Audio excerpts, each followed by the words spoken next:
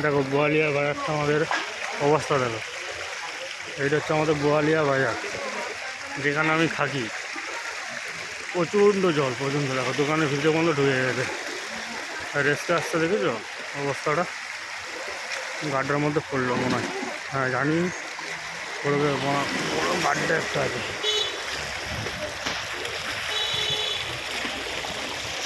প্রচুর জল, প্রচুর জল, দোকানে দোকানে ঢুকে গেছে।